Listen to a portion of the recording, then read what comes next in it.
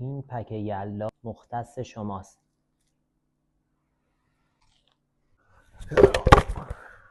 اینا نمیخوام من بهت بگم ولی من بهت میگم. با اینجور چیزا هم کار جمع نمیشه. پک مزه ویژه شب یلدا زدیم. فقط مهمون این چند روز ماست و بعد هم تو منو نخواهد بود. فقط ویژه شب یلدا زدیم.